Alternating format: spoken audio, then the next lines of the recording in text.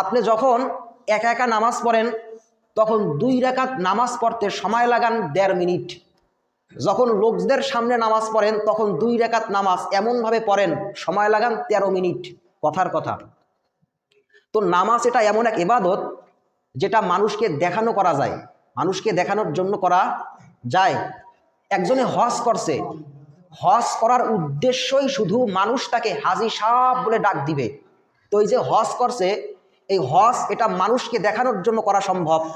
একজনে জাকাত দিছে, মানুষ যেন তাকে বড় দানবীর বলে, বড় দানশীল ব্যক্তিত্ব বলে, এজন্য সে জাকাত দিচ্ছে। তো কি বুঝলাম? নামাজ এটা মানুষকে দেখানোর জন্য পড়া যায়, হজ এটা মানুষকে দেখানোর জন্য করা যায়, জাকাত এটা মানুষকে দেখানোর জন্য দেয়া যায়। কিন্তু একমাত্র শুধুমাত্র রমজানের রোজা এটা এমন এক ইবাদত যেটা মানুষকে দেখানোর জন্য কখনো করা সম্ভব নয়।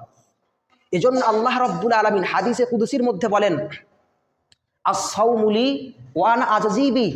আল্লাহ বলেন রোজা আমার, আর এই রোজার প্রতিদান, রোজার প্রতিফল আমি আল্লাহ নিজেই দেব।